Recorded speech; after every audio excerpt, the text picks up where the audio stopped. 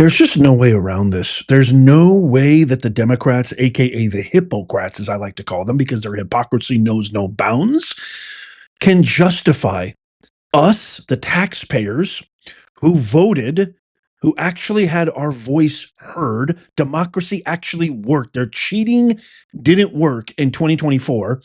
The guy that we voted for actually appointed the guy that he said he would to make sure that our taxpayer dollars would not go to waste, fraud, and abuse. Everything is going according to plan. As a matter of fact, not only did I vote for this, it's better than I ever expected. I've got a smackdown to share with you.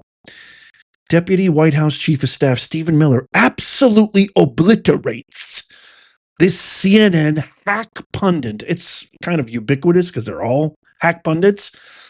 Then I've also got a very interesting clip from Palantir CEO, a lifelong Democrat, talking about the Democratic Party absolutely blowing every opportunity to help Elon Musk and Doge. I think he puts it very succinctly. And then lastly, don't go anywhere.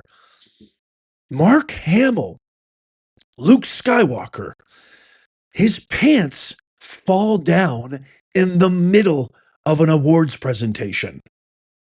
I'm like speechless, but you got to stick around for that one. But first, check out this interview, this masterclass by White House Deputy Chief of Staff Stephen Miller, just doing what we all love to see, put these CNN hacks, the Hippocrats, in their place. Watch this. So who is in charge of Doge?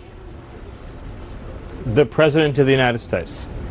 He's the administrator of Doge? No, the Doge is what was formerly U.S. Digital Services. It's an agency of the federal government that reports into the office of the Executive Office of the President, which reports to the President of the United States. Okay. The way that Article 2 works is a president wins an election, and then he appoints staff, including myself, including Mike Waltz, including Susie Wiles, yes, including Elon Musk, and those staff report to him. Okay, well aware. Does Elon Musk know he's not in charge of Doge? Again, the president runs the government, then the president appoints advisors, including Elon, including myself, including all the other staff here at the White House, and then those staff in turn execute the president's commands and directions to all the agencies of the federal government. This is how democracy works, something that we treasure in America. The whole American people go to the ballot box, they elect the president appoints staff, the staff that administer his orders and directives across the whole U.S. government. Okay, Stephen, I get that, but this is important because we want to talk about who's making the decisions here. I understand that even a temporary interruption in federal employment is a great crisis and catastrophe for you and for CNN. What the American people see is a government that is finally delivering a promise of accountability under President Trump. You want to have a conversation about transparency. Let me ask you a question. Do you have any idea where the $22 billion that the Department of Health and Human Services provided to illegal aliens under Joe Biden is right now? $22 billion with a B. That's enough to provide a free house to every homeless veteran in America. Where's the $22 billion? I don't know. You don't know. Nobody knows. Joe Biden just spent it, and now it's gone. Transparency begins with having an accounting of where every federal dollar is spent. And God bless President Trump for leading this effort. Stephen, please, we're getting off track. When it comes to nuclear weapons, I think... Stephen, this is a very important question. Well, you want to talk about nuclear security, I'm happy to. The nuclear stockpile in this country has been aging and unmonitored for years. President Trump is committed to the modernization of our nuclear stockpile and to historic investment in nuclear security. Additionally, the president is committed to preventing global nuclear war, which we have never been closer to than we are right now. And he is leading peace negotiations to end a war in Europe that could very well lead to a nuclear war, which is the worst possible nuclear catastrophe any of us could envision. Does your administration understand who is in the federal workforce? Yes, we have such a broad question. Of course we understand who's in the federal workforce. And I'm happy to indulge all of these very histrionic questions about anyone who may or may not be fired. That it's 30% veterans? But I think that and that you have people who are deployed? The U.S. government has $36 trillion in debt. The interest payments on the debt exceed the national defense budget. The American people are exhausted and tired of watching their tax dollars be corruptly spent, abused, wasted, and in every sense robbed and stolen from them. This president, for the first time in history, is committed to restoring accountability at every level of the federal government. You may assert there's no waste in the Pentagon. You may assert there's no waste in Stephen, Treasury. I'm not you may asserting, assert there's no waste in HHS. Stephen, I don't think anyone... Then why are you not celebrating these cuts? If you agree there is waste, if you agree there is abuse, if you agree there is corruption, why are you not celebrating the cuts, the reforms that are being instituted? Every day that no action is taken, the entire salaries of American workers that are taxed disappear forever. Stephen, let's calm down. This is we're not having a debate. There's no reason about whether there are places... Well, you are clearly trying to debate me, and I will be as excited as I want to be about the fact that we are saving Americans billions of dollars, that we are ending the theft and waste and grift and corruption, that we are stopping American taxpayer dollars from subsidizing a rogue federal bureaucracy that has been relentlessly weaponized against the American people. Okay, you may Stephen, not care about I'm this not issue. Talking about your colleagues may not care about this issue, but we care about this issue. The American people care about this issue. They also care about privacy. And the American public overwhelmingly supports what President Trump is doing. Let's talk about IRS data the DOJ will be able to access. You have DOJ asking for access to the IRS systems. This includes the integrated data retrieval system. I know you've talked about this a little bit. Will DOJ employees be able to access individual taxpayer ID numbers and social security numbers?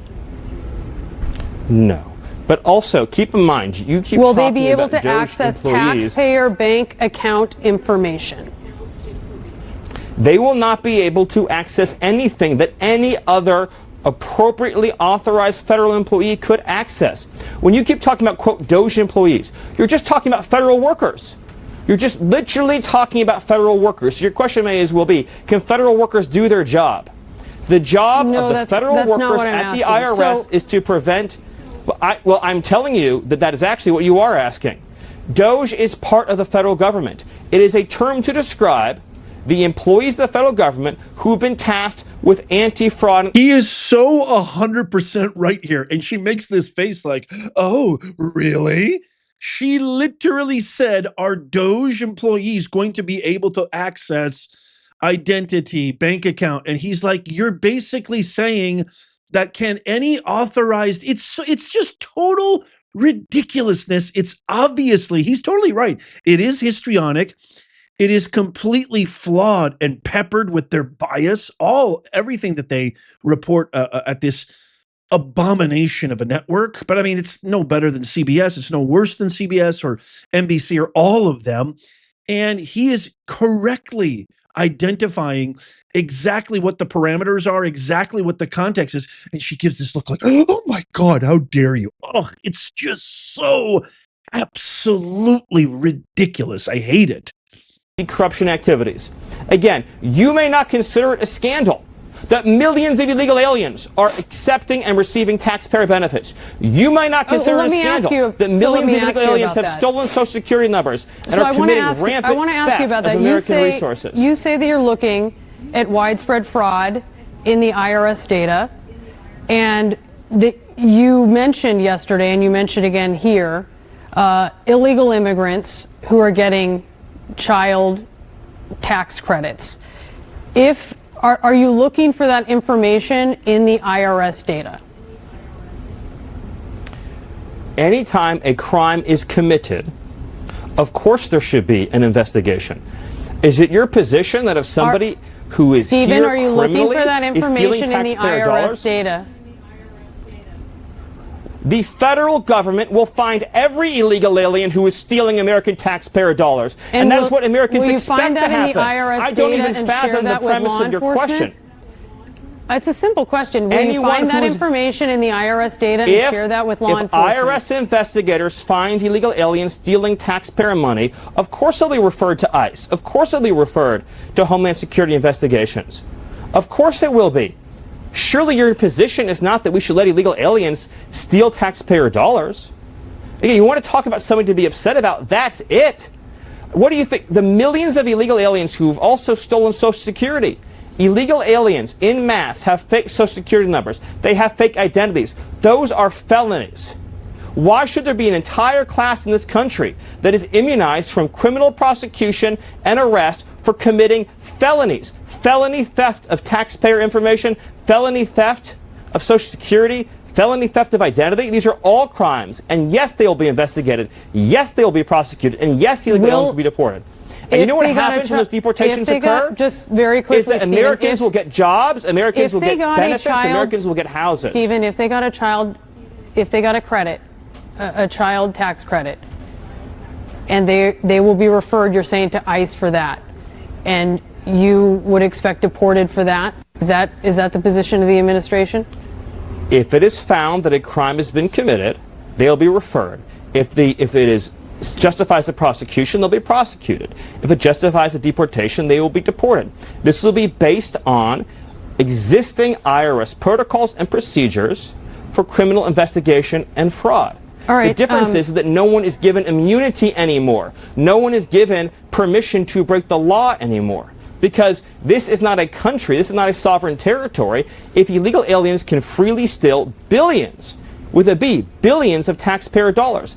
And I would have to imagine that CNN, which is endlessly talked about the importance of democracy and the rule of law, would say that no class in this country should be above the law, least of all illegal aliens who've trespassed on our territory. No, Stephen, I'm just asking, I wanted to get your position on some things. We're not taking a position here. We wanted to get some answers to some questions. There are so many questions that need to be answered. It doesn't sound to me like you are, in fact, you. Indifferent or unbiased on these questions, but thank you. Stephen Miller, thank you so much for your time. That is an absolute masterful performance.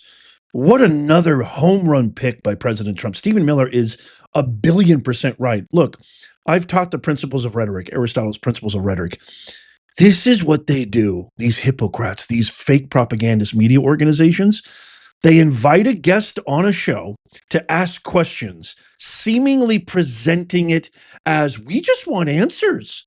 We just want to ask you a few questions because we want to glean some information so we can share with our audience. But it's not. It's completely under a facade of, we're doing this objectively, we're executing this with neutrality, which is what real journalism is supposed to embody. But it's all, she's not hearing anything that Stephen Miller is saying. He's not hearing anything. She's not hearing anything factual. It's just, no, we want to know if I can twist this conversation to fit our narrative that billionaires are bad, white people are bad, diversity is good based on zero merit, and that we can keep getting paychecks based on all the hate, race baiting, hate baiting, division that we sow time in and time out. It's an absolute abomination. It needs to stop. This video, our mission to make common sense go viral. That is the mission of our channel. To make common sense go viral is all about holding. It's like we're kind of like Doge for the hypocrite, for the mainstream media. That's what we are. We are auditing the mainstream media. As a matter of fact, I like that. I just came up with that. Professor Nez here, talking to myself in third person. I know that's a little weird. We are the Doge to you, CNN, ABC, CBS, NBC, all of you, absolute hacks. You're going to get doged, and you're going to get doged for a very long time. Okay, next, I think this is a beautiful segue. Check out the CEO of Palantir, Alex Karp. He just did this interview. This clip is amazing, and how he's talking about pretty much everything that I just said contextually in a kind of broader based attribution to the hypocrites and Democrats.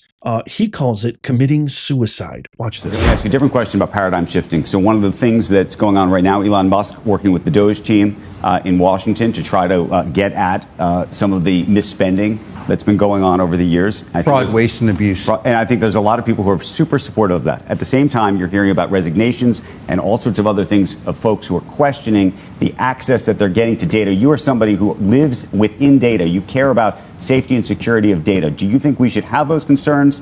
And is there a way to do whatever's being done right now so that you can take the country and those who are questioning all of this with you, well, if you will?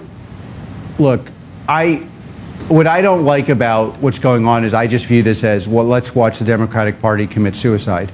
And like, I've been a Democrat most of my life. I kind of view myself as outside it, but I don't like watching the Democrats just commit suicide. And what I see is most of the country doesn't really, at this point, given the fraud, waste, and abuse we know is there, 90% of the country is like, get rid of that fraud, waste, and abuse. And I just view this as yet another example of the progressive left boxing themselves into a suicide dance. Now, what the progressive left should be doing is saying, okay, Elon, you're clearly the most qualified person in the world to do something like this. We want to dialogue with you about how you're doing and what are you doing. I don't believe that's actually what happened. And again, I like Elon. I know I think he's obviously the most important builder in the world. And I just think, if you want to say my former side, I don't believe that they're actually engaging. I think it's like another dance where I'm supposed to say, of course, like whatever. It's like there's this one issue where I might, and then you get boxed into you cannot solve the problem. And then I would say, what is the biggest problem in this society? Biggest problem in this society from my perspective is legitimacy of our institutions. Why aren't they legitimate? They're not legitimate because, okay, do any of you really believe that 99% of your taxpayer dollars are being spent? But last and not least, and probably arguably most importantly, there's two revolutions happening. One is transparency and one is AI. Okay, so why is it that we do not know where every penny of our money goes? Like, how do you explain that to people? And by the way, slightly more technically, what large language models do is you can go into the contracts and see exactly what happened. So in the past, we couldn't do this. Now we can. The right response is, we want this to happen, we want to be involved in the dialogue. The real response is, it feels like the people criticizing Elon don't want it to happen. And this is going to destroy those people. It's so refreshing, though, to see intelligent Americans who are not far right or just, blind kind of minions to either side, and looking at things critically. What you just witnessed in that interview by Mr. Karp was a demonstration, a beautiful presentation of critical thinking in real time. It's like, why are you guys not for this? If you're not for this, if you actually are advocating, inciting violence, riots, protesting, all your energy, all your time, all your resources towards fighting fraud, waste, and abuse, that is very revealing. And when he says they're committing political suicide, I couldn't agree more. I'd love to get your thoughts on this. Okay, last clip is extremely bizarre. Okay, Trump hater, notorious Trump hater, and Star Wars actor Mark Hamill. His pants dropped to his knees while he was presenting an award at the BAFTAs.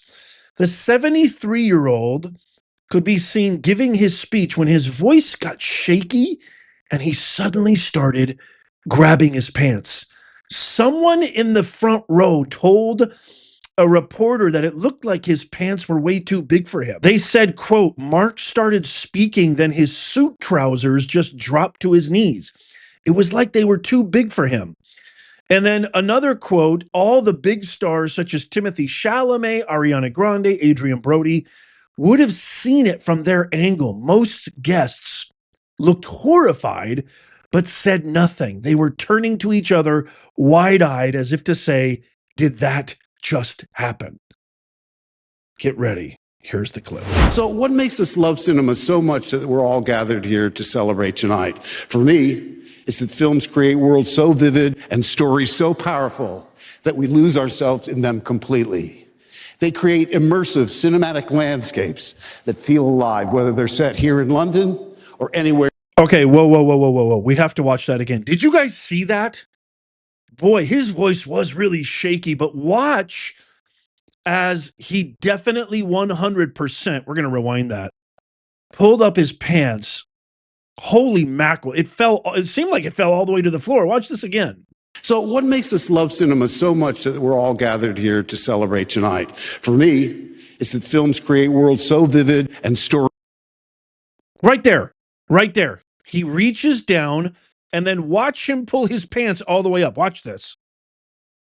so powerful that we lose ourselves in them completely. They create immersive cinematic landscapes that feel alive, whether they're set here in London or anywhere. Whoa. Okay, I had to share that. Because this guy used to be, he's now on Blue Sky, the pedophile website, but he essentially was on X every single day during the election, just absolutely in full-on De Niro mode, just ranting, raving, foaming at the mouth about our President Trump and the movement to make America great again. And I almost can't help but think this is just a big, giant karma sandwich that he's got to eat. I think TDS has completely gone to him and eaten his soul alive. It's so sad, too, because I grew up watching Star Wars and Empire Strikes Back and Return of the Jedi. I never really liked any of the new versions, but let me know what you think about that. OMG, holy macadamia nut, Sacagawea. That is insanity. Woo! Holy mackerel. Let me know what you think in the comments down below. I can't wait to hear what you have to say. If you haven't seen these videos over here, make sure you click on one of these right now. I'll meet you over there. Tap my face right there to subscribe and follow. It's absolutely free. And as always, may God bless you and may God bless the United States. I'll see you soon.